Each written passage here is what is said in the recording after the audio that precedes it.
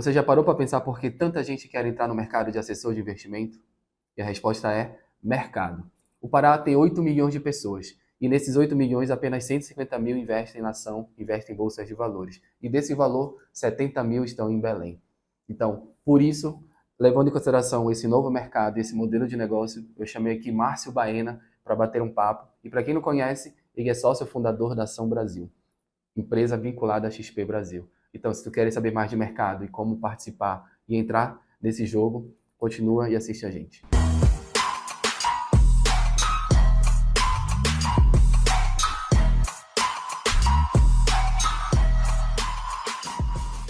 Sejam bem-vindos a mais um novo episódio do Segue o Plano, podcast que abre a mente de quem quer empreender, de quem já vive o mundo dos negócios. E hoje vamos bater um papo com Márcio Baena, empresário, assessor de investimentos, sócio fundador da Ação Brasil, pioneiro e maior escritório da XP Investimentos do Norte. É isso, Márcio? Em quantidade de cliente a gente é grande. Grande mesmo. Quantos clientes lá, cara? Tá aqui, ó, mais de 5,5 mil clientes. É isso? 5 mil clientes? Quantos clientes? A gente já tá beirando os 6 mil clientes por aí. Porra, é cliente pra caramba. Já é um grande banco aqui. É uma agência bancária. Grande. Um personalité, um private da vida, normalmente tem uns 6 mil clientes. Então, pô, tu és um banco, Zag. Em termos de cliente, já lidera muita gente aqui, né? Sim. E o que eu entendi aqui é que cliente de alta renda, private, empresarial, é uma galera mais diferenciada aqui.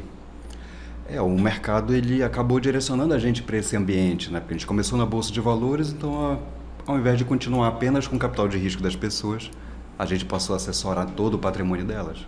Pô, legal. Seja bem-vindo, nem te dei bem-vindo, né? Agradeço. Seja bem-vindo. E hoje eu queria muito falar, não do assessor de investimento em si, mas do modelo de negócio que envolve o assessor de investimento. Aí eu te pergunto, Márcio, como é que é esse modelo? Me explica, como é que funciona esse modelo, cara? É um modelo de empreendedorismo. Todo mundo que trabalha no mercado financeiro acaba tendo um ambiente em que ela passa ou escolher a vida de trabalhar para alguém e usar o CNPJ dessa empresa para desenvolver a sua profissão, a sua carreira, ou ela acaba se inserindo no mercado de capitais, mas buscando aquela fina flor do mercado de capitais, o especialista, querer ser cada vez mais especialista numa área, e aí ele tem que se vincular a empresas de investimentos, como é o caso da nossa. E aí ele se torna um empreendedor nato, porque ele vai trabalhar com o crescimento da carteira de cliente, com o crescimento do volume de dinheiro que os clientes têm. Então ele tem um propósito na vida, que é crescer o tempo todo, porque aí é diferente da gente entrar, por exemplo, numa rede bancária. Numa rede bancária, digamos, o plano de carreira ele é limitado pelo tempo e pelas escalas, e pelo funil também, né? Acaba tendo um funil de carreira liderança. Que tem dentro e tudo mais. O plano de carreira normal, mas é um funil de liderança, não deixa de ser.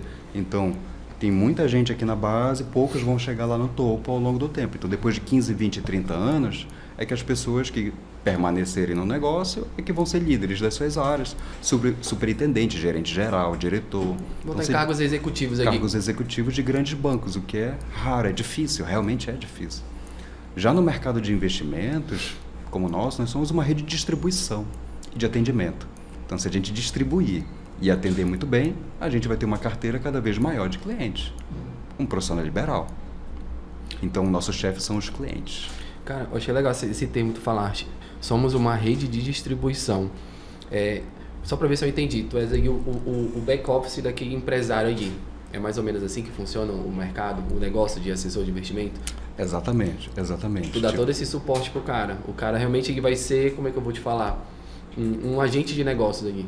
É um agente de negócios, porque como é que funciona? A XP em si é uma empresa de tecnologia, assim como outras corretoras ou bancos no Brasil. É claro que tem bancos que são donos da sua tecnologia, são donos das suas redes, são donos da sua estrutura, até a agência bancária, o prédio é dele, ele aluga para o próprio banco, né? Tipo, o Banco do Brasil é dono do prédio da agência do Banco do Brasil que fica na Presidente Vargas, que é o de um fundo imobiliário do Banco do Brasil. Do próprio banco. E o Banco do Brasil aluga o próprio prédio, né? Paga para si mesmo. Paga para si mesmo. Então, é claro que ele também tem o produto do banco, o gerente do banco, então é tudo do Banco do Brasil. E isso faz ele se retroalimentar. Então, quando a gente olha para a XP é uma empresa listada na Nasdaq, ela é uma empresa de tecnologia, ela tem a estrutura robusta de uma empresa de primeira categoria em níveis bancários mundiais. E aí, claro, ela fornece essa tecnologia para 400 empresas que prestam um atendimento a 5 milhões de pessoas no Brasil inteiro. Só que tem, nesse meio aí, desses 400 escritórios, tem 16 mil assessores que atendem esses 4 milhões, 5 milhões de clientes aí. Tem muita gente, né? Cara, então é uma rede, uma capilaridade enorme que a XP construiu para poder oferecer a tecnologia que ela tem de melhor. É mais ou menos isso. Exatamente, a palavra certa é essa mesmo, capilaridade. Porque o mercado financeiro ele era concentrado em São Paulo. Basicamente, o dinheiro do Brasil inteiro ele era fomentado ali porque os profissionais que atendiam esse público estavam concentrados ali no máximo no Leblon, no Rio de Janeiro, por ali pelo Rio de Janeiro também, tinha algumas empresas. A parte mais periférica era o Rio de Janeiro, vamos dizer assim. Era exatamente. O centro econômico pulsa ainda em São Paulo, então o dinheiro concentrava lá. Foi. E aí, pelo que eu entendi, a XP quis ganhar mercado onde ninguém trabalhava. E isso, tanto que a Maria Luísa Filgueiras, que escreveu o livro Na Raça, ela me entrevistou, acho que em 2012, numa revista, acho que foi na Isto é Dinheiro, foi na Exame. Ela fez uma reportagem sobre exatamente isso. Nos rincões do Brasil, os assessores de investimentos estavam se posicionando e vendendo ações para as pessoas na Bolsa de Valores. Aí eu até lembro que ela pediu, Márcio, vai lá no Ver o Peso, pega um tablet, vai de terno lá e diz que tu vende ações para os ribeirinhos, ações da Petrobras. Aí eu, tá, tudo bem, mas acabou que não rolou a foto, mas mesmo assim foi bem interessante ela fazer a visualização dela, a imagem dela. Tipo, tu pega o barco, tu atravessa, tu vai lá nas ilhas para vender ações da Bolsa de Valores para as pessoas. Mais ou menos. Às vezes eu passeio de lanche com os clientes, verdade. Aí, às vezes a gente tem um passeio de lanche de vez em quando. Na beira do rio vendendo ação mesmo. Na minha cabeça, na minha visão, e assim, a gente já teve uma conversa antes de bater um papo, e eu modelo muito o modelo de negócio da XP, eu acho extremamente interessante. E na minha concepção de negócio, para mim, o que a XP vendia era educação. Tu trouxeste uma informação que eu achei bem legal. Cara, o que a gente vende é tecnologia. E eu achei muito, muito, muito interessante. Por quê? Porque é algo que eu não conseguia ver. E eu acho que muita gente não consegue ver. Aí eu queria que tu falasse um pouquinho mais antes de eu fazer a pergunta do assessor de investimento. Por que ela, ao invés de vender dinheiro e acesso, ela vendeu tecnologia? Tu consegue me explicar isso dentro desse modelo como um todo? Não, isso só foi o caminho atual, na verdade, né? Porque ela começou como um escritório de assessoria de investimento, exatamente como é o nosso aqui, de Belém, a Ação Brasil Investimentos. A XP era um escritório. E ela foi um escritório até 2008. Então, em 2008 que ela comprou o CNPJ de corretora de Bolsa de Valores e comprou o menor CNPJ, né? Ela era a menor corretora da Bolsa de Valores do Brasil em 2008 e tinha um sonho grande de ser o maior. Então, tinha lá o propósito do sonho grande. Tá, bora trabalhar para isso. Fez a empresa se tornar a maior do Brasil, acho que em 2012, em 2011, 2, 3 anos depois ela já era a maior do Brasil na pessoa física. Mas ela foi muito pela parte educacional, ensinando as pessoas a investirem na bolsa. Subir o nível de consciência do pessoal. Para que as pessoas, no mínimo, tivessem acesso ao conhecimento. Então, para ela ter acesso ao conhecimento, precisou de tecnologia. Então, necessariamente precisou da tecnologia para dar acesso às pessoas. E aí, foi exatamente o nosso chão de fábrica, palestra, curso, treinamento. Então, aqui em Belém, a gente fazia palestra, curso, treinamento. 100 pessoas numa palestra gratuita, 20 pessoas num curso pago, 10 clientes, 5 clientes de bolsa. Aí as pessoas investiam na Bolsa de Valores. É um ciclo infinito aí, né? É um ciclo infinito, só que naquela época não tinha pouquíssimas pessoas investindo na Bolsa. Era tipo 100 mil pessoas, 80 mil pessoas no Brasil inteiro. Cara, eu achei interessante, ó. Eu peguei agora um termo aqui, tecnologia como meio. Isso faz muito sentido, cara. Se a gente pega a tecnologia como meio para fomentar o nosso negócio, né, que é a educação e subir o nível de consciência, a gente cria esse ciclo infinito aí, né? Como tu falaste, palestra, treinamento, cliente. Palestra, treinamento, cliente. Cara, eu achei interessante. E para ganhar volume e escala, veio o assessor de investimento. Aí vocês começaram a investir nessa pessoa, basicamente isso. A assessoria em si, ela era individual, né? O assessor, ele nasceu no pregão Viva Voz, né? Naquela gritaria da Bolsa de Valores A antigamente. gente estava até conversando, né, que o último foi em 2009, que falaste, uma coisa assim. O último pregão foi em 2009, né? Já estava bem miado, porque já existia o home broker. Então as pessoas já usavam o home broker no celular ou no computador. Mais no computador, agora é o contrário, é muito mais no celular do que no computador. Poucas pessoas usam ainda, mas o dia a dia agora é 90%, mais celular, mais no mobile. celular, no mobile. Mas antigamente era mais no computador, 90% no computador. Então virou um pouquinho. Aí, claro, essas pessoas que estavam no pregão Viva Voz é que passaram a ser os assessores no Brasil inteiro. E aí eles passaram a ter o atendimento mais como se fosse uma multifamily office. Então, as assessorias em si, eles eram assessores autônomos que se plugavam a uma corretora. E aí essa, digamos, independência dele é que fez o pulo do gato. Porque ele se tornando independente, ele não trabalha vinculado a uma instituição financeira. Ele vai trabalhar para o cliente dele, como se ele fosse um arquiteto, como se ele fosse um advogado, Prestador um de contador. serviço aí, É um prestador de serviço. Um empresário de si mesmo. É um empresário de si mesmo, em que o cliente dele é que manda nele. Então, se ele trabalhar mais, se ele trabalhar melhor, ele vai ter cada vez mais clientes, cada vez mais dinheiro, vai ser bem sucedido na sua área. Todo mundo que quer ser bem sucedido vai trabalhar direito. Então, as pessoas que são altamente... Não tem como dar errado o trabalho bem feito, né? Então, a pessoa vai tá alinhada com o seu cliente, vai entregar resultado e naturalmente ele vai colocar cada vez mais dinheiro e vai fazer com que a instituição financeira com que ele trabalhe vai ser a principal do cliente dele, que é isso que a gente tem hoje. 65% do patrimônio dos nossos clientes já estão conosco. Tipo, o nosso cliente tem quase 2 bilhões de reais hoje. Sob custódia de vocês aí. Metade disso está com a gente. Então, os nossos clientes têm 1.900, 1.800. E a gente tem quase 1 bilhão de reais em custódia. Então, o nosso cliente já tem mais de quase 60% do dinheiro dele conosco hoje. Então, nós já somos a principal instituição financeira do nosso cliente. E a gente tem muito orgulho disso. Então, a gente quer que o nosso cliente se sinta à vontade, faça Pix com a gente, vai vender uma casa, ele vai fazer o Pix para a gente, não vai fazer o Pix para o Itaú ou para o Banco do Brasil. Tenha todos os serviços bancários e financeiros à disposição deles. Porque antigamente a gente era uma casa de testes. As pessoas iam testar a XP, ver como funcionava. Então, iam brincar na Bolsa de Valores. Então, tinha um pouco disso. Agora não, as pessoas investem de verdade, não é mais uma brincadeira. E como é que vocês mudaram essa mentalidade do teste para ser 60% do patrimônio? Em paralelo a isso, eu sei que tem muita mão do assessor de investimento. É onde eu quero chegar também na segunda pergunta, Márcio. Como é que vocês, não sei se eu posso falar, selecionam assessores para trabalhar? Como é que funciona? É selecionar mesmo um assessor para ser parceiro de vocês? No caso hoje, no Brasil, existem afinidades, né? A gente precisa, obviamente, ter afinidades ao mercado. A gente vai fazer um filtro muito grande, tem que ser autorizado pela CVM, pela Comissão de Valores Mobiliários. Então, é como se fosse o xerife do mercado financeiro dando a chancela para a pessoa poder trabalhar. É literalmente como se ela fosse fazer uma prova da OAB, só que ela não pode ter SPC, Serasa, ela tem que estar liberada para tudo. Então, tem que fazer a prova da ANCOR, da Associação Nacional das Corretoras, que é feita pela Fundação Getúlio Vargas, pela FGV, em qualquer lugar do Brasil, online. Tem que se qualificar tecnicamente. Vai se qualificando tecnicamente. Aí pluga um escritório, precisa ser plugada a um escritório, passar pelo crivo do escritório e pelo crivo da corretora, pelo crivo da CVM e da ANCOR. Então São passa muitos por vários envolvidos, crivos. assim. Então o assessor ele só começa a trabalhar mesmo a partir de uns 6 meses, depois que ele já entra na qualificação.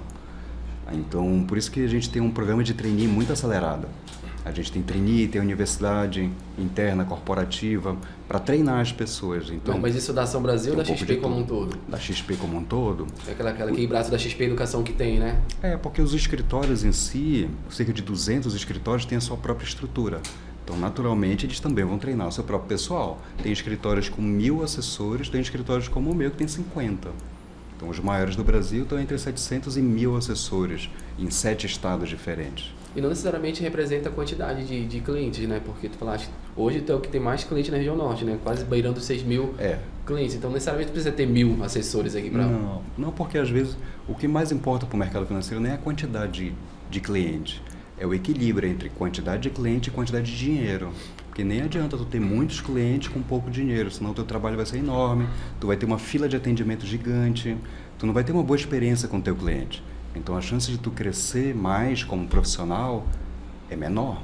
Aí entrando um pouco mais agora nessa seleção, tu falaste que tem uma parte técnica aí, Ancora, algumas autorizações. E na parte de soft skill, Márcio, o que vocês procuram? O que uma pessoa tem que ter, cara, para poder começar a trabalhar, para começar a lidar melhor com esse mercado, cara, que está tão em alta hoje em dia de assessor de investimento? São duas coisas, né? Estrutura e conhecimento no mercado financeiro. Se a gente tem estrutura, a gente consegue trabalhar direito. Mas estrutura física, tu diz do Estrutura escritório? física. Tem que ser uma boa empresa, um bom know-how, uma boa estrutura, um bom sistema.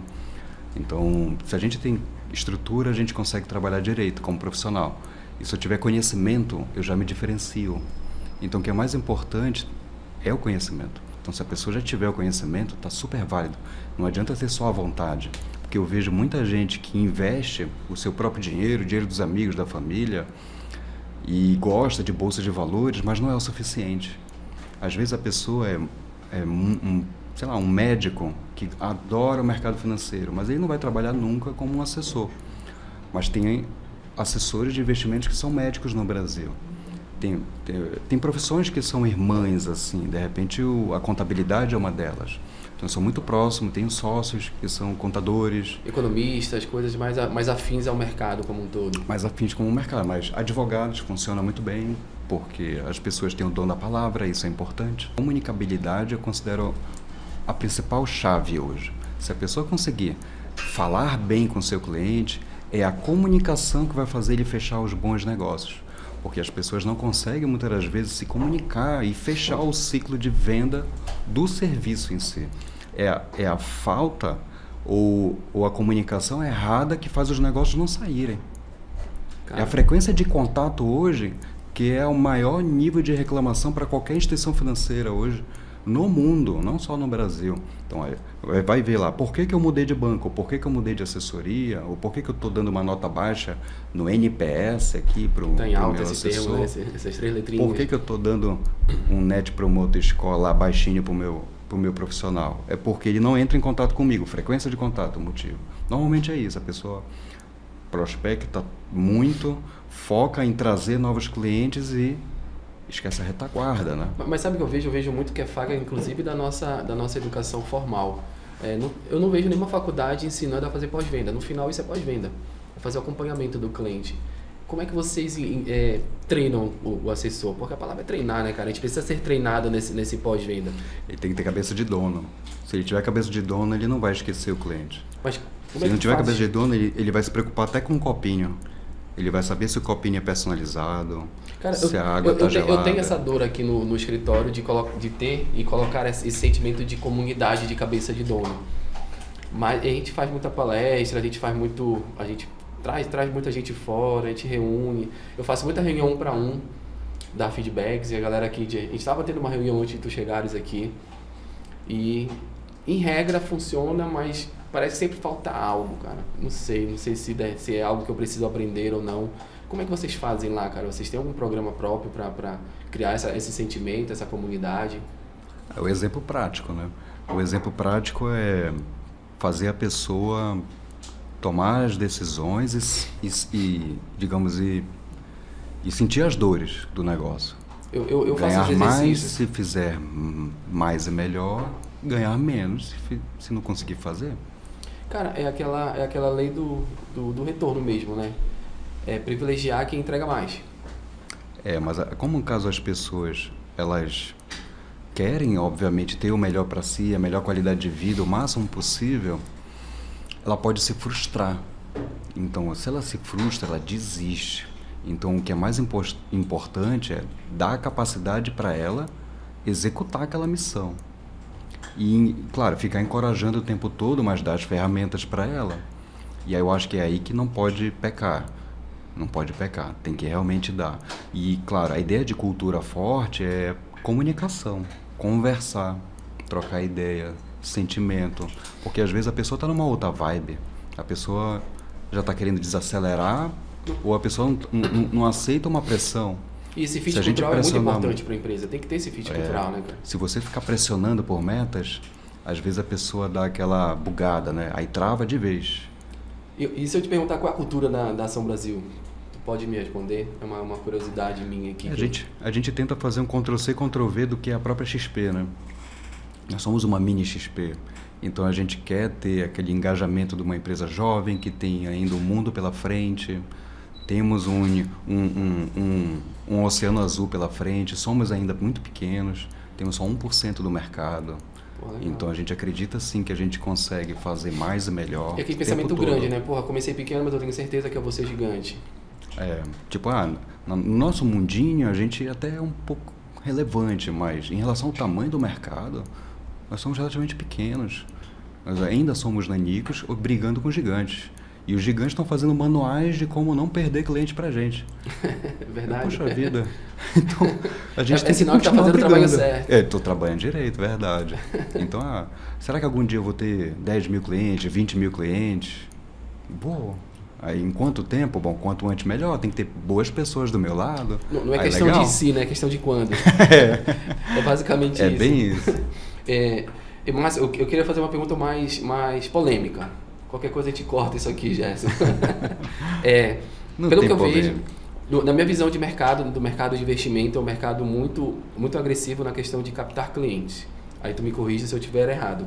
É uma visão que eu tenho. Eles incentivam muito o hustler aqui, né? O cara que vai e capta muito cliente.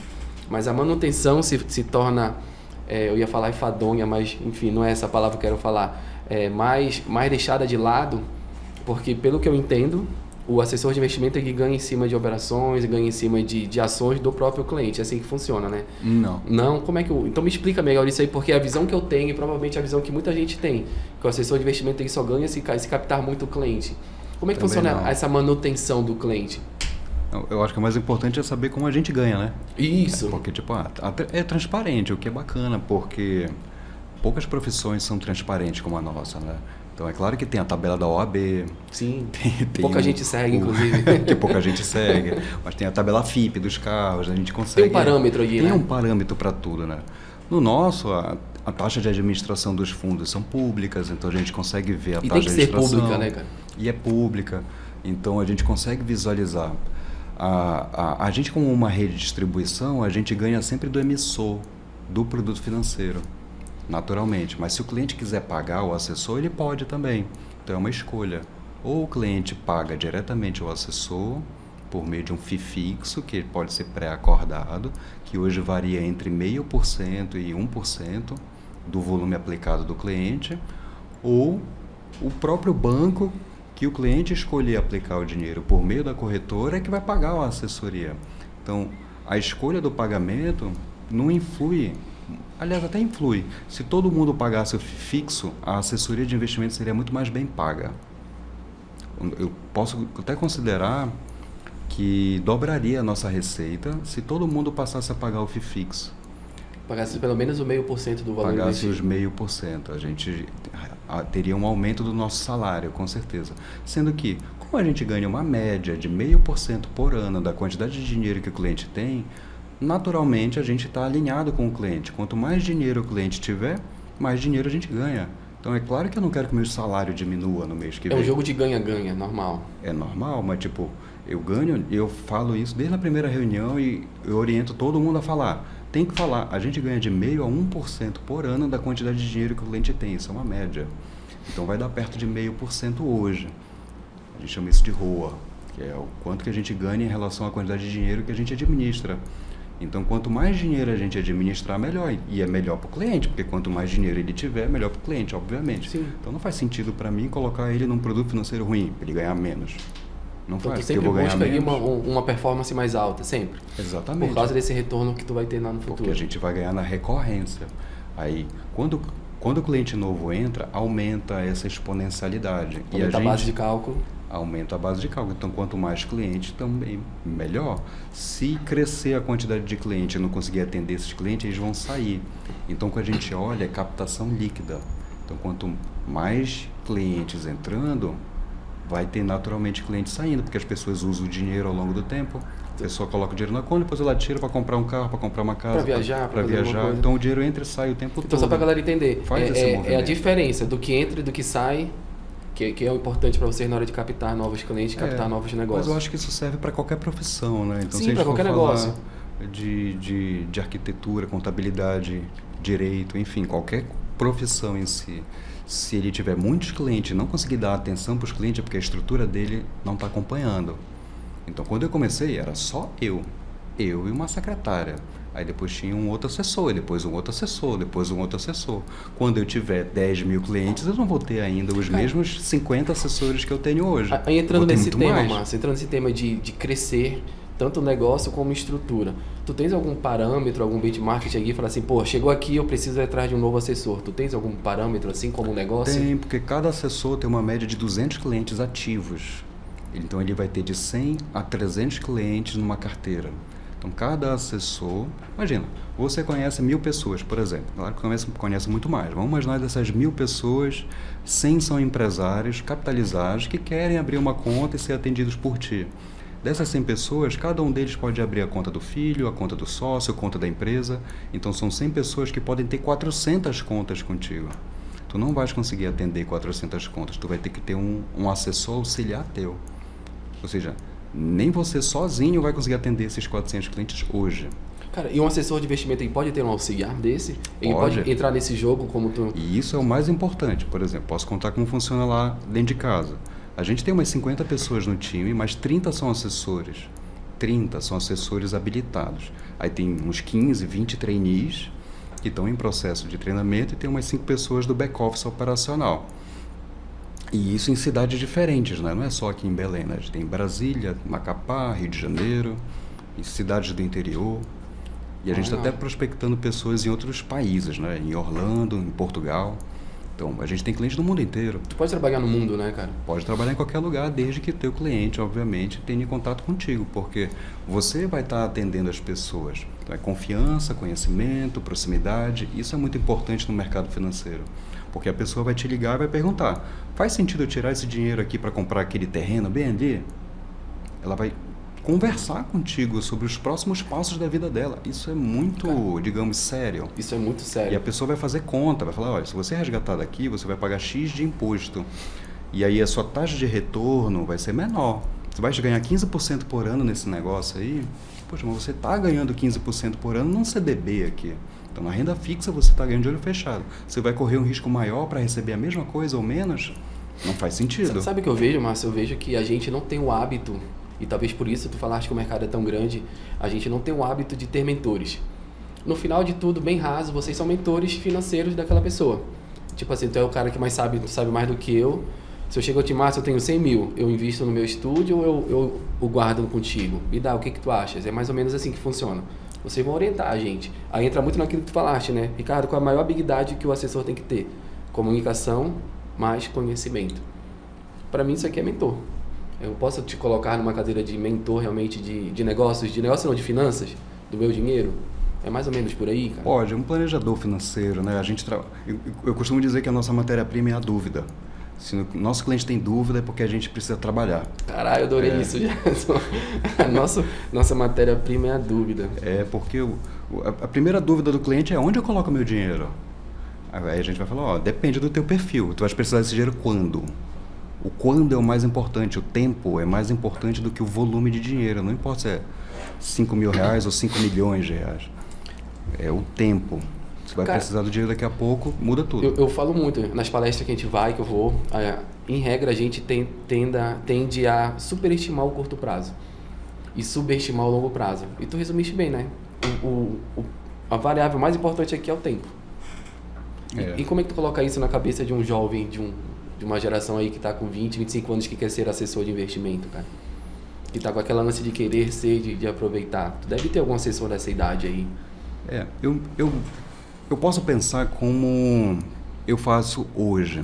Tipo, eu também me imagino como um jovem aprendiz do mercado financeiro. Então eu vejo as estrelas e quero me direcionar à cauda delas. Então eu olho as grandes, digamos, referências do mercado financeiro e quero seguir o que eles fazem. Então, naturalmente, eu vou seguir o vento de cauda deles. Literalmente modelar eles, né? Vou atrás do trabalho bem feito. Então, indo atrás do trabalho bem feito, eu vou replicar. Então, aí, se eu olho gente que está acima de mim, é importante também a gente também ter sempre um mentor, né? Alguém que vá puxar a gente para cima. E a gente é sempre abençoado, acho que por Deus, por uma mão Coloca as pessoas amiga, certas alguém, ali. as pessoas certas que vão te puxar e vão falar assim, poxa, vem cá comigo, porque eu acho que tu vai seguir por aqui. Cara, falando de mentor, quem foi teu mentor, cara?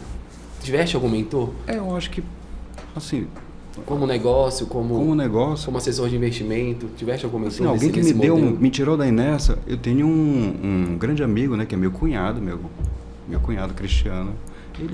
Acho que meu cunhado Cristiano é minha irmã, que são meus sócios em muitas coisas, eles me deram um empurrão aí muito bom, me tiraram da inércia. Então, eu imagino que em algum momento da vida a gente faz aquela virada de chave do empreendedorismo. Foi com eles que eles chegaram comigo e falaram: rapaz, tu és bom nesse negócio de investimentos aí, por que tu não trabalha com isso? Vem cá, eu quero ser teu primeiro cliente. Cara, e tu tinha tudo aqui, comunicação principalmente, que tu és um comunicador, né? A tua história é na comunicação, aí tu foste atrás do conhecimento, pelo que eu entendi. Aí eu fui atrás do conhecimento. E aí, claro, indo atrás. Só que assim, antes de entrar no mercado de investimentos, eu estava procurando, junto com a minha irmã, novos negócios. A gente procurou um pouco de tudo, assim, sei lá, fábrica de tucupi. Coisa bem aleatória. A gente olhava assim outras coisas, assim, tinha até nome, Rainha do Tucupi. Mas não deu certo. Imagina eu lá no meio do Ver o Peso aprendendo a fazer tucupi. Eu já fui lá. Já foi? Já estive lá, então a gente já aprendeu um pouquinho. Mas, enfim, a gente não enveredou para nenhum negócio que não esse, né? Enquanto eu procurava um negócio, eu investia o meu próprio dinheiro, né? E aí, viciado no Infomoney, que é um portal de notícias, enfim, bem relevante do mercado, que a XP comprou depois. Eu falei, vou começar a trabalhar com isso. E pior que vicia mesmo. Eu sou viciado, todo dia eu vejo. Aí logo no começo eu tive alguns professores de bolsa, era muito bolsa de valores. Então o nosso cliente era um cliente de bolsa. Então a gente ficava operando na bolsa de valores todos os dias. O pregão abria às 10, fechava às 5, a gente ficava acompanhando a bolsa de valores todos os dias.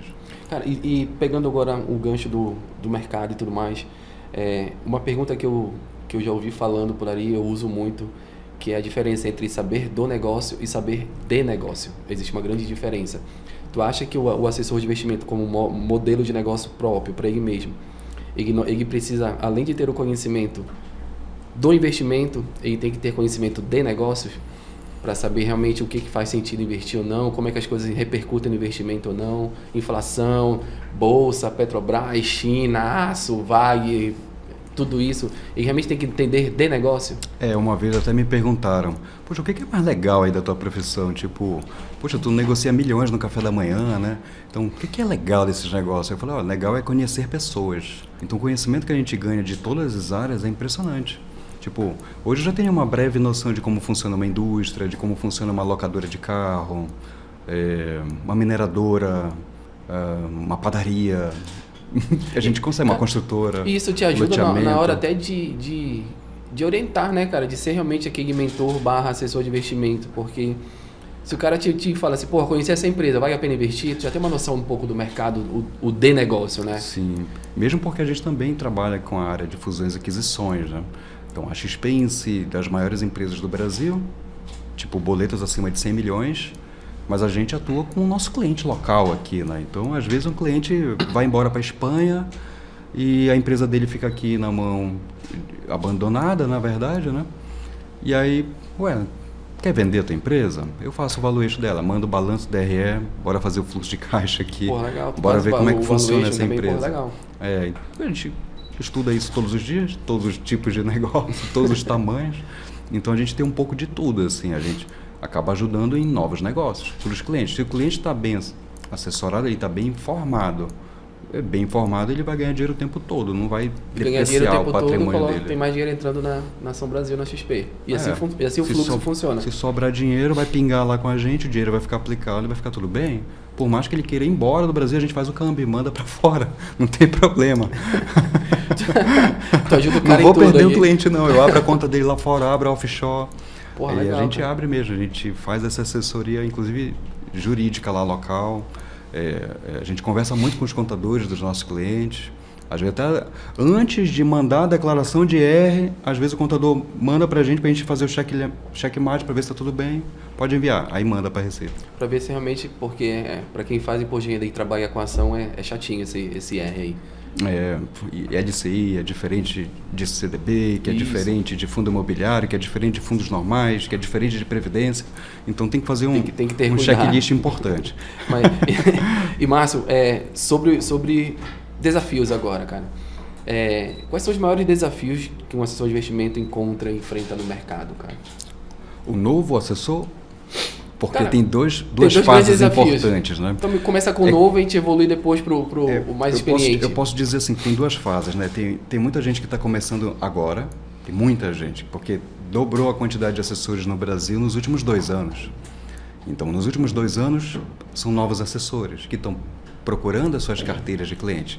Então, é a criação de uma carteira e o atendimento, a qualificação de uma carteira.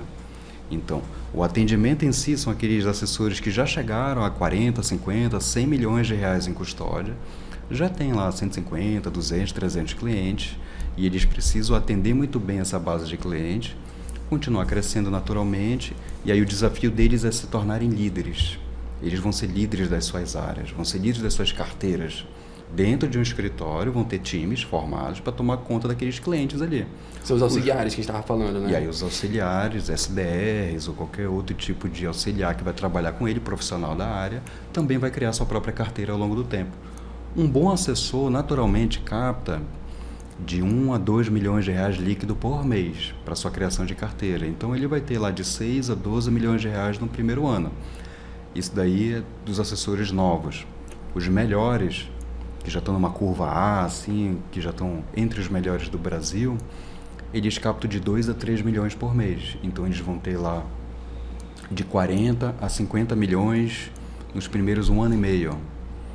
Tem algum número mágico, tipo assim, porra, o cara se estabilizou como assessor com X milhões na carteira? Ou não, é muita prepotência minha falar assim, não existe, Ricardo? Existe. Eu coloco que o número mágico são 100 milhões. Então, 100 milhões de reais sob custódia, de uns 100 a 200 clientes, é um número mágico. Então, quando tu tiver um profissional do mercado, é um número a se buscar. Imagina que tu é um alpinista, então cliente 1, cliente 2, de tijolo em tijolo, tu vai fazendo a tua muralha. Então, mas aquela montanha não vai parar. Naturalmente não vai parar nos 100 milhões. Sim. Porque às vezes ainda tem os 100 milhões de Brasil e ainda tem o dinheiro fora do Brasil. Então, que é de dólar, né? 10 milhões de dólares. 10 milhões de dólares lá fora e 100 milhões no Brasil é uma equivalência boa a se conquistar. Sim. Que lá é um mercado novo, aqui já é um mercado mais maduro. Então, naturalmente, com 100 milhões de reais, um assessor já consegue ter um bom salário e viver bem. Ele já consegue tirar uns 20 mil por mês. Para ele tirar 20 mil por mês num grande banco, ele tem que trabalhar 15, 20 anos, 25 anos, 30 anos. E ter a sorte de continuar no banco. E ter a sorte de continuar no banco e ter cargo de liderança, ser um gerentão, para ganhar 20 mil. E passar a vida viajando. Com 4, 5 anos, um assessor bate 100 milhões. Um assessor mediano bate 100 milhões. Os melhores fazem 1 ano ou 2 anos. Aí quem é melhor? Quem é a ideia de melhor? É a pessoa que sabe o caminho do cliente. Sabe onde está o cliente. Era a minha pergunta que eu até anotei aqui. Orientação para captar cliente, era onde eu ia chegar. Como é que capta cliente nesse mercado? Me ensina, cara. É o mercado bancário, né? Então, no mercado bancário, ele é altamente competitivo. Então, as pessoas são exigentes por natureza, né? Todo mundo é exigente por natureza. Ninguém merece ficar no 0800, ninguém merece ficar numa fila. Então, quem já quis fazer um financiamento imobiliário, por exemplo, nada contra, mas mesmo porque eu também sou cliente da Caixa Econômica, mas tenta abrir uma conta corrente na Caixa Econômica. Lembro, fui pegar um serviço lá. Meu Deus do céu, de 3 a 4 horas para tu conseguir abrir uma conta corrente, não dá. Tu perde um turno do dia lá. Tu perde um dia de trabalho para fazer isso. Então, para abrir uma conta corrente, hoje em dia, com um link, a gente abre a conta em 2 minutos, em 1 minuto e meio, tu abre uma conta corrente. Não tem por que tu perder um dia inteiro para abrir uma conta corrente. Então, isso é um diferencial importante. Atendimento, exclusividade.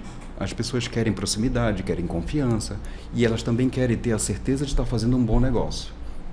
Porque isso que é mais importante.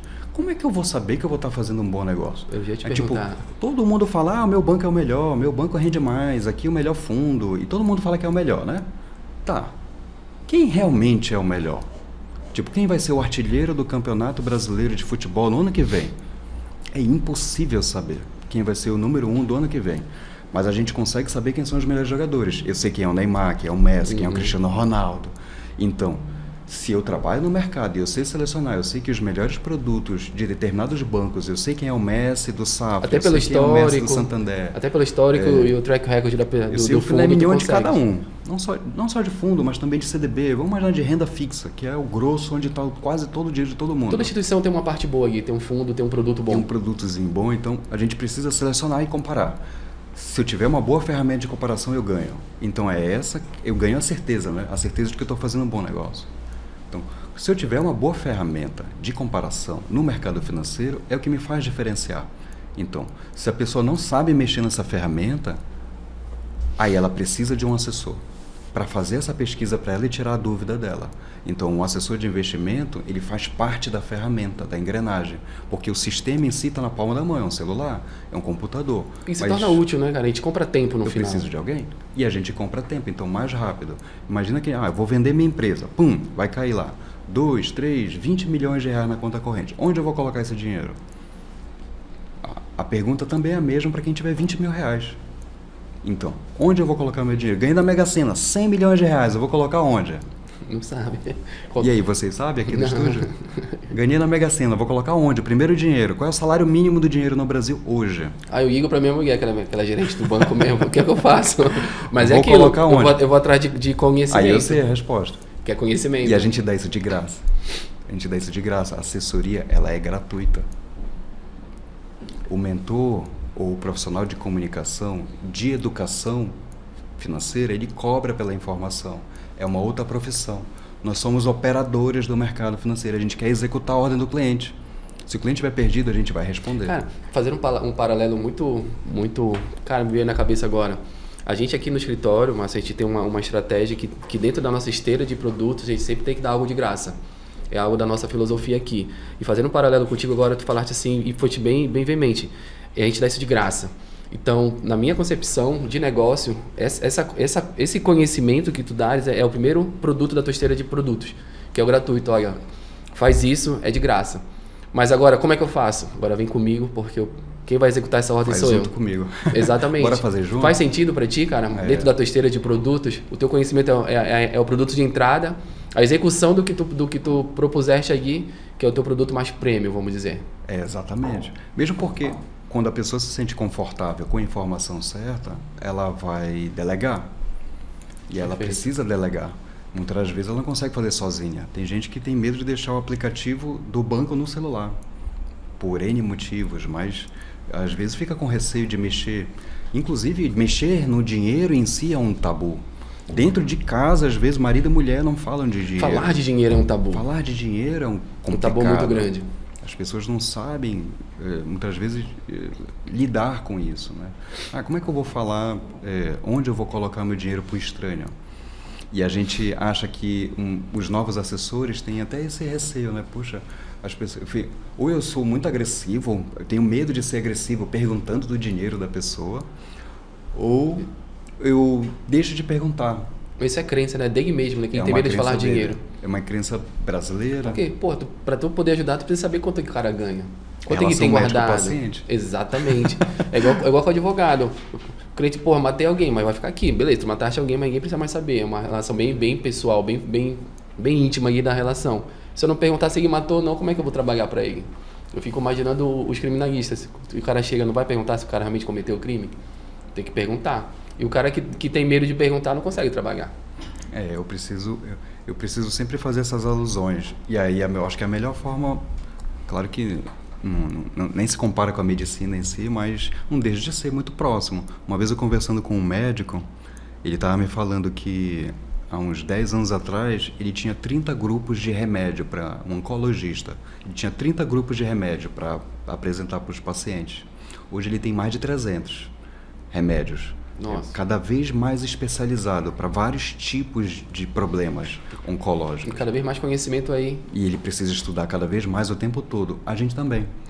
Então, quando a gente começou, a gente batia na porta dos bancos e falava: Benipson Mellon, qual é o JP Morgan, qual é o melhor fundo que você tem aí? Posso vender o teu fundo? Eu juro, a gente fazia contrato direto com as gestoras e com os bancos. Depois a XP passou a disponibilizar isso numa plataforma só. Aí todos os bancos, gestoras, todos os fundos estão lá dentro. Então agora a gente tem que estudar muito mais, porque antes era só os caras que a gente batia nas portas. Agora não, a gente tem todo mundo. E o tudo é muito, as pessoas ficam perdidas. É igual entrar no supermercado pela primeira vez. Eu ia falar essa comparação, é igual entrar no supermercado. Então realmente tu tem que saber o que tu quer. Lê o rótulo. Tu não lê o rótulo no supermercado? Lê a lâmina no fundo. É mais ou menos isso. Só que quando tu chega lá tem 50 refrigerantes diferentes, não é só suquita de 5 litros, fica difícil, né? Fica, e tu tem que chamar alguém que sabe, que tá estudando e que tá vivendo aquilo aí. É mais ou menos isso. Sim, sim. E Márcio, me fala um pouco do mercado aqui da região, cara. Como é que tá o mercado de investimento aqui na nossa região? Consegue trazer números, algum dado pra gente, assim?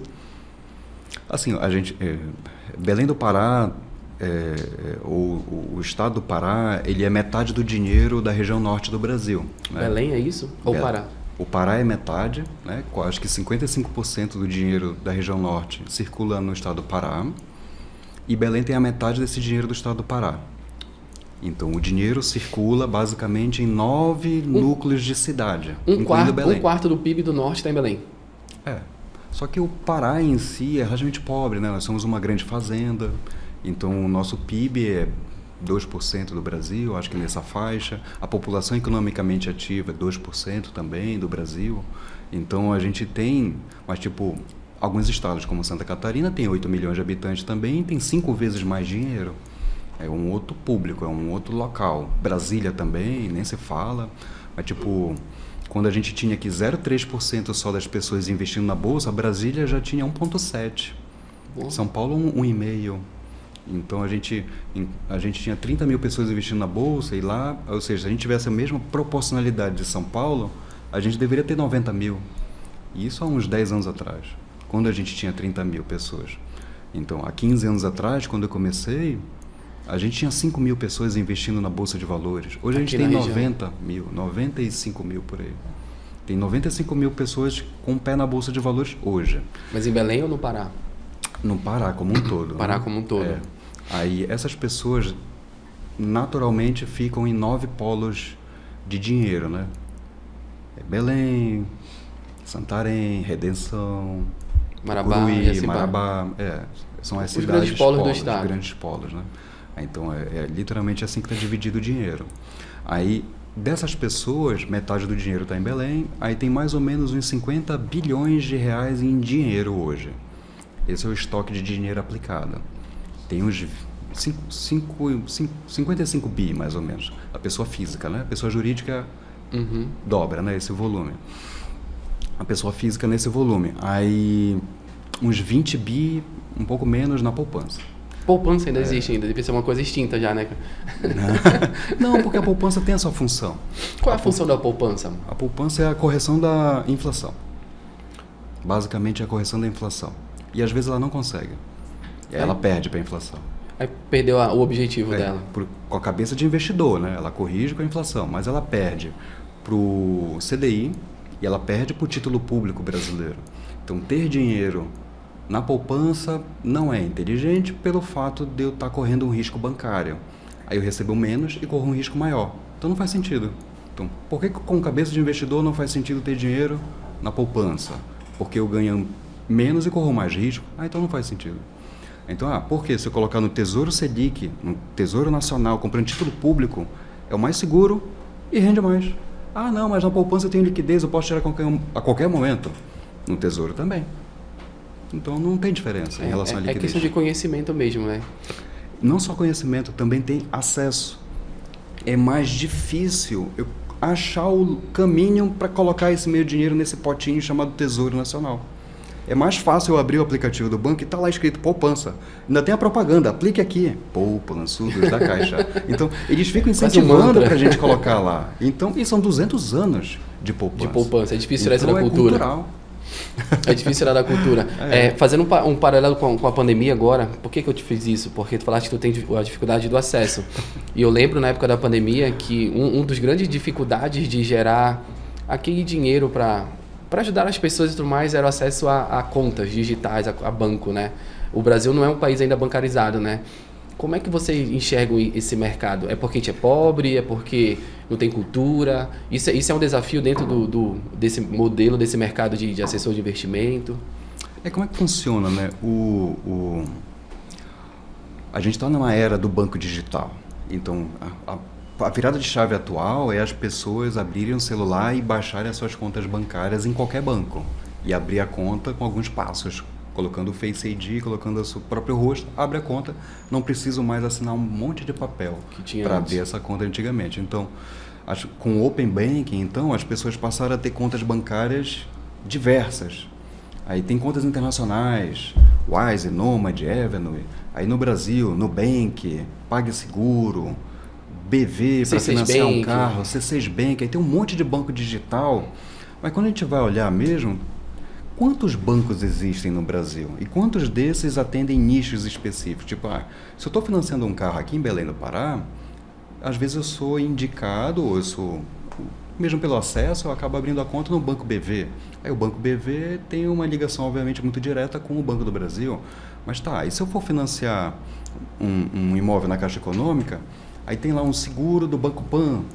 Então, a rede bancária como um todo ela é interligada. Aí, eu acho que o único, digamos, banco digital premium que existe no Brasil é a XP.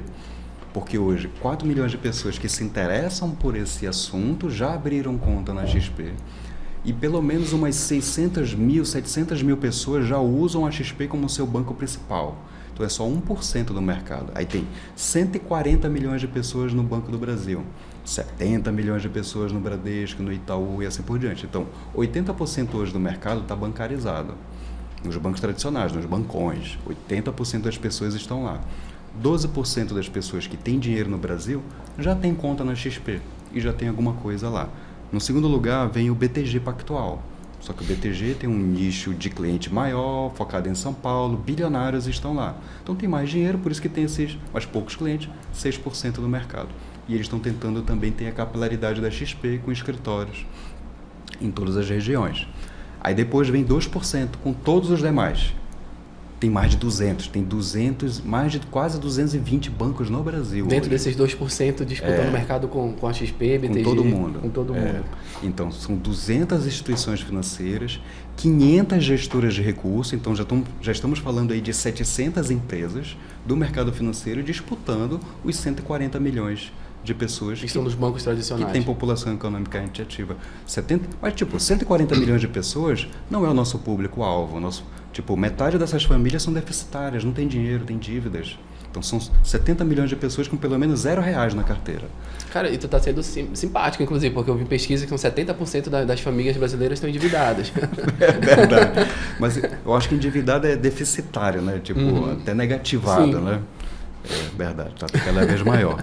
Quando o presidente da FEBRABAN veio aqui, a gente fez um evento aqui no Manjá uma vez, e aí o presidente da FEBRABAN é diretor do Itaú. Era logo depois da pandemia. Aí eu perguntei, né? Poxa, como é que está a bancarização no Brasil? Aí ele falou, olha, que bom, porque todo mundo está abrindo conta para receber o benefício. Então a gente tinha lá 78% e agora a gente avançou, já estamos com 87%. E a gente deve chegar aí aos 98%. E eles já chegaram a 98%. Então 98% das pessoas. Então essa dor não existe mais. Não existe mais por causa do benefício do governo. Então, e o Pix? Então, o advento do Pix e as duas soluções fizeram as pessoas... Forçaram as pessoas a... Forçaram. E, claro, celular e smartphone se tornou mais barato, mais acessível, internet também, tem Wi-Fi em qualquer lugar. Então, as pessoas começam a usar no dia a dia. Isso facilita, até os mais idosos usam, né? Então, é bem por aí. Hoje, o que a gente quer? Hoje, o mercado no estado do Pará, vamos regionalizar aqui, né? Dá mais ou menos umas 150 mil pessoas que investem mesmo, né? Então, são clientes, que são potenciais clientes, é o público-alvo, 150 mil pessoas no Pará. Que é o nosso público-alvo. Então, como a gente está falando aqui com a futura assessor de investimento, esse é o tamanho da nossa piscina no estado do Pará, especificamente. 150 mil pessoas que são arrimos de família, são os chefes das suas empresas, são os chefes dos seus trabalhos, são servidores públicos federais, são empresários, são médicos, são advogados. Mas, enfim, essas pessoas em si, essas 150 mil pessoas mais ou menos, metade delas estão em Belém, umas 70 mil pessoas. Então esse que é meio que o nosso público, as pessoas que a gente pode atender. Então levou em consideração a dado de, tá beirando 6 mil clientes aí, dentro desses 70 mil, então tem um mercado aí muito grande para chegar. 10% do mercado, A gente tem menos de 10% do mercado, mas se a gente for falar de bolsa de valores especificamente, A gente, em volume de dinheiro, hoje a gente tem uns 240 milhões de reais sob nossa custódia. E no Pará inteiro tem 2,5 bi. Então a gente já tem 10% do mercado, do market share de bolsa de valores em si, mas a gente tem poucos clientes. Então a XP em si é a maior. Ela em nível nacional, porque, enfim, qualquer pessoa pode baixar a conta e abrir a conta e ser atendido lá em São Paulo no 0800. Se ela quiser atendimento exclusivo, personalizado, ela procura o escritório da sua cidade e conhece um assessor e vai ser atendido por uma equipe. Então, as pessoas que querem um atendimento mais personalizado encontram nos escritórios, mas qualquer pessoa pode baixar o aplicativo hoje e abrir a conta corrente, uma conta private, com um cartãozinho Black, série de benefícios. Ah, precisa ser multimilionário para ser cliente da XP? Eu estou mudando o nosso discurso, sabe? A gente tem dois públicos. A gente não atende o alta renda, o private, empresarial, multimilionário. Até a gente atende, mas enfim, a gente quer dois públicos. Também atende, né? Também, né? Mas a gente quer dois públicos. A gente quer um público que quer chegar lá, quer ser bem-sucedido, e a gente tem um público que já é bem-sucedido, já chegou lá e quer só preservar, acumular, rentabilizar. Cara, são momentos diferentes, como falaste, inclusive do assessor. Tem um assessor que está começando e outro assessor que já está mais estabilizado. É o público que tu estás aí, né, definindo. O cara que quer chegar lá e o cara que já chegou. São, inclusive, expectativas diferentes de serviço. Sim, por exemplo, o nosso cliente tem uma média de 300 mil reais aplicados. Então, quem é que tem 300 mil reais hoje aplicados nos bancos? Provavelmente é uma pessoa que já tem 42, 50 anos, nesse intervalo, já tem família, já tem casa, já tem carro. Então, é a pessoa que já está 10, 15 anos no mercado ou mais. Então, essa pessoa já está bem estabelecida, já conseguiu acumular um certo patrimônio.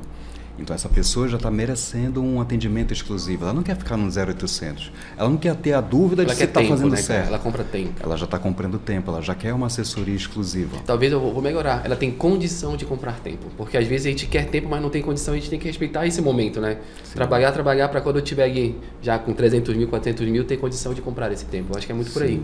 E o cliente private não. Ele já está na faixa de 1,5 milhão. E ele já experimentou todos os mercados e, naturalmente, as pessoas diversificam o seu dinheiro. Então, para a pessoa ter 1,5 milhão na conta, é porque ela já vendeu algum imóvel, é porque ela já vendeu alguma empresa, é porque ela já fez algum negócio grande. Alguma herança. Pode ter recebido herança também, ou simplesmente trabalhou direitinho. Sim. E ficou com dinheiro bom na conta. Conseguiu guardar. Conseguiu guardar um dinheiro bom, teve uma vida tranquila, sem precisar esbanjar muito, então acabou acumulando com algum propósito. Às vezes a pessoa junta para montar uma loja. Então, e é o tempo todo isso. Eu conheço histórias impressionantes. Eu tenho uma história de uma cliente que é enfermeira, lá em Marituba. Ela é nossa cliente há 14 anos.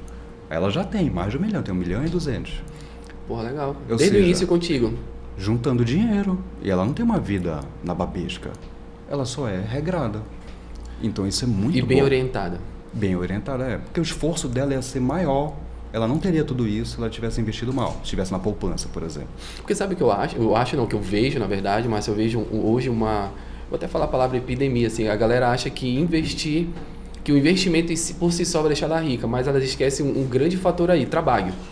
Se eu não trabalhar e não sobrar, não tenho como investir. É mais ou menos isso que eu vejo. Eu tenho uma máxima que eu acho que é legal a gente repetir, que é assim, ganhar mais, investir sempre e gastar bem. Então, se a gente gasta bem, a gente faz parte dos nossos cursos, né? Aprenda a investir seu dinheiro, é uma tríade do Aprenda a Investir Seu Dinheiro, o nosso curso, que é ganhar mais, investir sempre e gastar bem. Gastar bem porque a gente não quer cortar nenhum dos nossos propósitos, né? De viajar, de ter um bom carro e tudo mais, mas a gente tem que pesquisar muito, barganhar preço, enfim, comprar gastar certo, bem. Gastar certo. Comprar certo e gastar certo. Investir sempre, porque juros compostos, né? E o aporte é que é importante. É o tempo, é a variável tempo que importa. Porque com aporte constante o tempo faz a exponencial funcionar. Então, investir sempre é importante. Então, quem é bem-sucedido financeiramente, gasta menos do que ganha. Sempre. Sempre, senão a pessoa vai depreciando o patrimônio. Em algum momento ela vai ter que parar para poder voltar a subir de novo a montanha, né? Uhum. O vale sempre vai estar assim. Pegar o impulso. E claro, ganhar mais. Então, a pessoa, para ela ser bem-sucedida, ela tem que ser líder da área dela. Ela não basta ser médica, ela tem que ser dona da própria clínica, ela tem que ser especialista na área dela, ela vai ser diretora de alguma coisa, ela vai buscar sempre mais, vai fazer novos negócios. Então, quando a gente vai, às vezes, conversar com, sei lá, às vezes me diga, olha, tem um cliente ali que ele é fazendeiro, eu vou falar com ele, aí ele não tem só fazenda, ele tem uma farmácia, aí ele tem um posto de gasolina, ele tem um monte de coisa, as pessoas diversificam, né? Inclusive, investimento é investir em outros negócios, por exemplo, não é só deixar no banco ou não.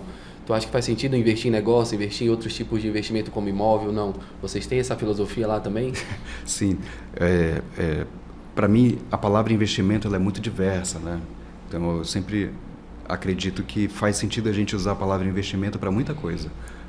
Por exemplo, comprar flores para sua esposa é um excelente investimento. Vou te dar um grande exemplo, escutar esse podcast. É um grande investimento. É um grande investimento. Porque, cara, o que a gente ouviu de coisas legais aqui... É retorno no tempo, investimento é retorno no tempo. Então, tipo, investir na fé, investir na espiritualidade, enfim, são coisas importantes para ter um equilíbrio como um todo. Então, o investimento em si é ter boas ideias, bons negócios. Então, o principal, agora, mercado de capitais é dinheiro virando dinheiro. Agora, se eu vou comprar um terreno, vou construir uma casa, vou vender e vou ganhar dinheiro, bom, na minha cabeça isso não é investimento, isso é um negócio. Então, a pessoa vai estar transformando dinheiro em tijolo e depois em mais dinheiro. Mas se ela transformar dinheiro em dinheiro, aí isso é investimento. Se ela estiver fazendo com a gente, o investimento num fundo imobiliário é dinheiro virando dinheiro. Não deixa de ser imobiliário, mas também não é o tijolo da vida real. É no mercado de capitais, não é no mercado físico. Então isso tem uma diferença importante, porque o risco é muito menor. O trabalho, às vezes, é até menor, porque é só clicar aqui no celular. É diferente de eu... Por isso que lá eu tenho que ganhar mais.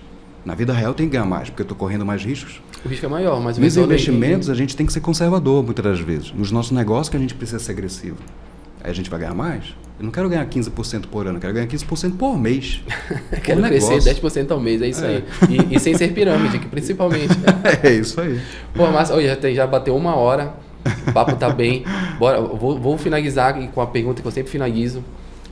Para o cara que está começando, para o assessor de investimento que está começando, cara, o que tu diz, o que tu orienta, o que tu pode falar para ele assim do mercado como um todo, de habilidade, enfim, dá uma orientação para eu quero ser assessor agora. O Ricardo vai fazer a prova, quer ser assessor. O que eu tenho que fazer? O que eu tenho que buscar e aprimorar? A primeira coisa é se associar a pessoas de referência na sua área. Se você procurar um bom mentor, ajuda muito, um bom profissional. Acho que isso ajuda a galgar muitos caminhos, né, diferentes. Muitas vezes o melhor caminho possível a gente encontra com boas pessoas. Conhecimento. Então são duas coisas muito importantes. Se fosse vender carro amanhã, BMW, tu ia ler tudo do carro. No mercado financeiro é a mesma coisa. A gente tem que aprender muito, estudar muito e não parar de estudar. E aí, esse é o diferencial, acho que de qualquer profissional, né? Se a pessoa não para de estudar, aí esse que é o gargalo principal. E se associar a boas pessoas. Pessoas que ela fique incentivada, o tempo todo busque cada vez mais a melhor, com uma boa estrutura de conhecimento, pessoas... presença, né? Se estiver junto ali, está funcionando. Cara, no final, tu resume bem legal. Pessoas e conhecimento, não tem como dar errado. Tá do lado das pessoas certas, com a sabedoria certa, não tem como dar errado. É isso aí. E aí o foco nos primeiros 100 milhões, né? É o número mágico, 100 milhões. É o número mágico. E fazer isso em 1 ano e meio. Não esqueci.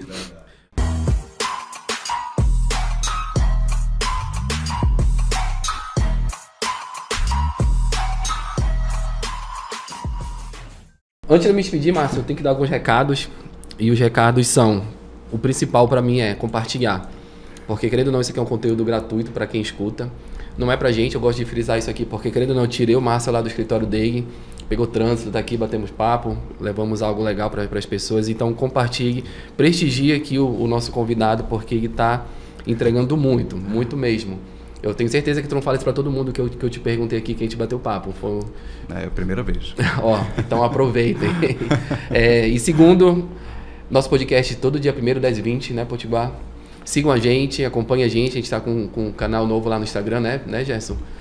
Podcast Segue o Plano, acompanhe a gente lá, compartilhe a gente também tá no Deezer, no Spotify, no Apple Music, no YouTube, enfim. A gente quer realmente compartilhar, a gente quer realmente, Márcio, desenvolver nossa região. A gente acha que a gente sempre está com uns 5 anos atrás. E isso me incomoda. E me incomoda muito. Eu quero que mais pessoas se incomodem com isso. E antes de ir embora, quero saber como é que as pessoas falam contigo, sei lá, te vende aí agora, te lança, mano. A gente tem o nosso Instagram, né? Ação_Brasil no Instagram. E a Márcio Baena Oficial. Pode seguir os dois. Pode e aí, bater papo contigo, pode puxar bater lá. papo, fazer perguntas, saber como funciona o mercado. Quem quer se tornar profissional pode mandar lá seus dados por lá. E cliente, obviamente, a gente está sempre preparado para atender todo mundo e tirar dúvidas. Às vezes a pessoa já tem até conta na XP, só está conhecendo a gente agora. Só migra para lá. Já está sendo atendido por uma outra pessoa, num outro estado, num outro escritório e quer conhecer o nosso serviço também, é possível, também é importante. Às vezes a pessoa tem alguma dúvida que não foi sanada, pode tirar a prova dos 9 com a gente. É igual ao médico, né? Tem que tirar, às vezes, conversar com vários médicos para entender a necessidade do paciente, né? Aí a assessoria não é diferente, não. A gente precisa de um atendimento mais próximo para poder entender a necessidade do cliente. Porra, é isso. Márcio, muito obrigado pelo teu tempo. Obrigado pelo que tu me passou. Eu aprendi bastante, principalmente essa questão aqui, ó. Nossa matéria-prima é a dúvida. Eu achei incrível essa frase. E a gente só ganha, só tem resultado nos problemas e nas dúvidas dos outros. Isso para mim é claro. Então, muito obrigado para ti pelo teu tempo, tudo. Vamos marcar outro podcast que a gente tem muito papo. E é isso. Valeu, obrigado. Abraço, Gerson.